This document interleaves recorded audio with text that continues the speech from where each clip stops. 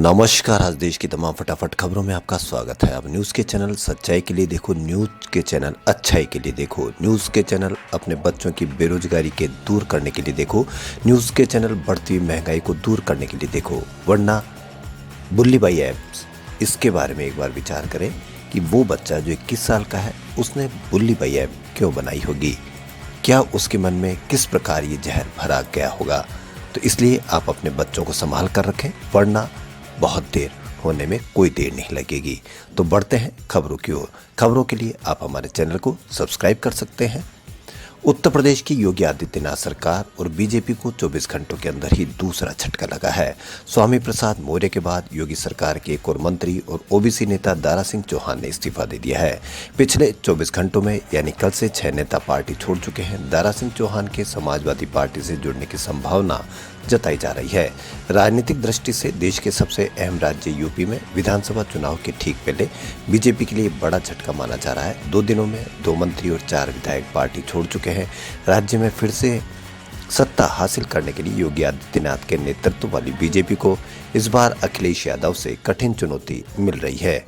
अपने इस्तीफे वाले पत्र में चौहान ने लिखा है कि मैंने पूरे समर्पण के साथ काम किया, लेकिन पिछड़े, वंचित वर्ग, दलित, किसान और बेरोजगार युवकों के प्रति सरकार के रवैये और पिछड़ों, दलितों के लिए आरक्षण को लेकर उपेक्षापूर्ण रवैये से आहत होकर मैं इस्तीफा दे रहा हूँ।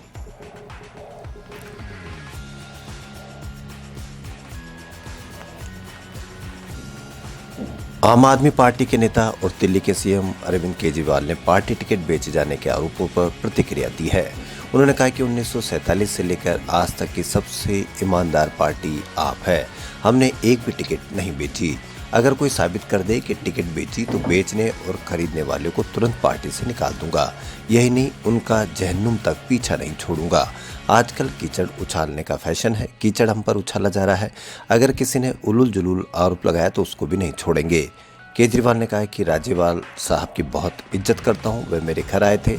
उन्होंने एक ऑडियो क्लिप दी। उसमें 2 लोग बात कर रहे हैं कि केजरीवाल पैसे खाता है, सिसोदिया पैसे लेकर खाता है, राघव चड्ढा 5 स्टार होटल जाता है। ये तो सबूत नहीं हुआ।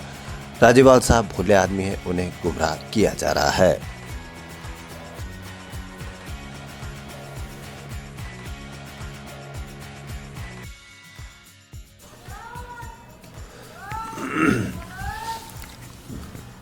संयुक्त राष्ट्र के एक विशेष अधिकारी ने कहा है कि सुल्ली डील जैसे सोशल मीडिया ऐप के जरिए भारत में मुस्लिम महिलाओं के उत्पीड़न की निंदा की जानी चाहिए और ऐसी घटनाएं होते ही जल्द से जल्द मुकदमा चलाया जाना चाहिए।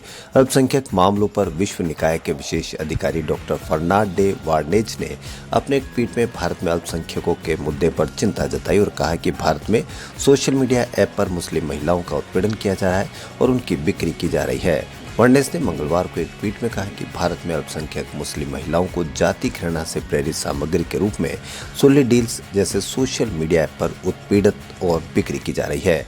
अल्पसंख्यकों के सभी मानवाधिकार पूरी तरह से और बराबरी के आधार पर संरक्षित होने चाहिए।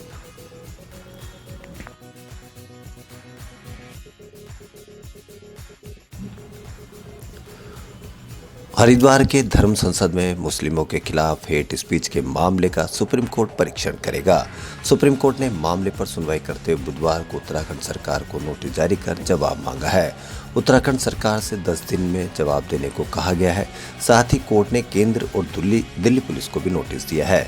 शीर्ष न्यायालय ने याचिकाकर्ता को छूट दी है कि वह 23 जनवरी को अलीगढ़ में होने वाली धर्म संसद को रोकने के लिए लोकल अथॉरिटी के पास जा सकते हैं।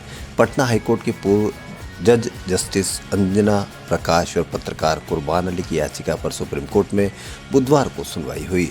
उन्होंने मुस्लिम समुदाय के खिलाफ नफरत भरे भाषणों की घटनाओं की एक विशेष जांच दल द्वारा स्वतंत्र, विश्वसनीय और निष्पक्ष जांच कराने के लिए निर्देश देने का अनुरोध किया है।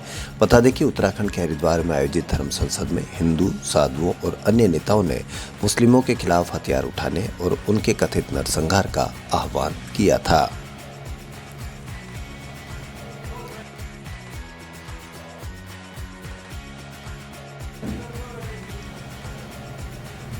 देश भर में कोरोना वायरस के मामलों में तेजी देखने को मिल रही। वहीं राजधानी दिल्ली के स्वास्थ्य मंत्री सत्येंद्र जैन ने उम्मीद जताई है कि अगर दिल्ली में आने वाले 2 से 3 दिनों में कोरोना के केस कम होते हैं तो लगाई गई पाबंदियां हटा दी जाएगी।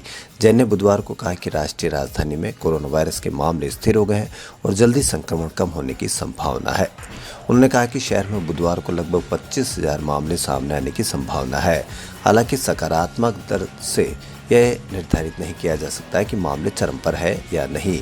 उन्होंने कहा कि अस्पताल में भर्ती होने की दर स्थिर हो गई है और मामले कम हो गए हैं। अभी भी अस्पतालों में कई बेड खाली है। मुंबई के साथ परिदृश्य की तुलना करते हुए उन्होंने कहा कि वहां मामलों में गिरावट शुरू हो गई है और यहां भी यही स्थिति होने की संभावना है।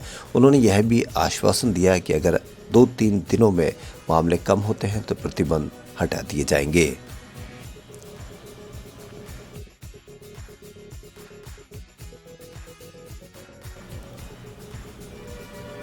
सूचना और प्रसारण मंत्रालय के आधिकारिक ट्विटर हैंडल से आज सुबह किए गए अस्पष्ट पोस्ट से ये संकेत मिल रहा है कि मंत्रालय के ट्विटर हैंडल के साथ छेड़छाड़ की गई हो सकता है।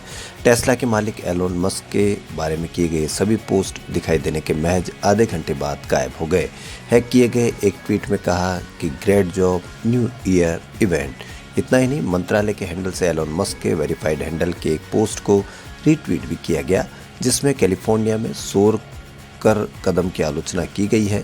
मस्क के इस ट्वीट में लिखा गया था कि कैलिफोर्निया सरकार द्वारा अजीबोगरीब पर्यावरण विरोधी कदम।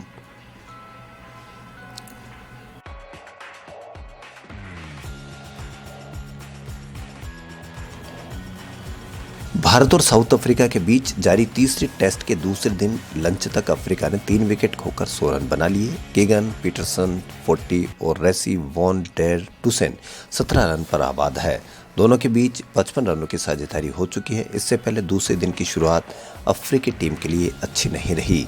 पहले ओवर के दूसरे ही गेंद पर जसप्रीत बुमराह ने एडन मार्करम को क्लीन बोल्ड कर दिया। मार्करम 8 रन बनाकर आउट हुए। इसके बाद उमेश यादव ने केशव महाराज को क्लीन बोल्ड कर भारत को तीसरी सफलता दिलाई। पहले दिन टीम इंडिया सिर्फ 223 रनों पर ही ऑल आउट हो गई थी। दूसरे दिन भारतीय गेंदबाजों पर मेजबान टीम को जल्द समेटने का दारोमदार रहेगा।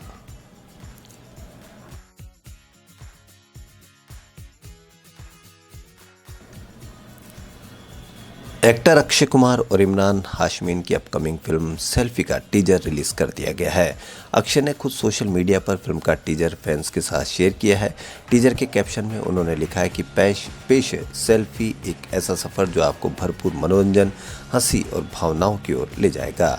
जल्द शुरू होगी shooting. Once upon a time in Mumbai के बाद ये दूसरी बार होगा जब अक्षय और इमरान बिग स्क्रीन पर साथ नजर आएंगे। राज मेहता इस फिल्म का डायरेक्शन कर रहे हैं। सेल्फी 2019 में रिलीज हुई मलयालम भाषा की comedy drama film driving licence का रीमेक है।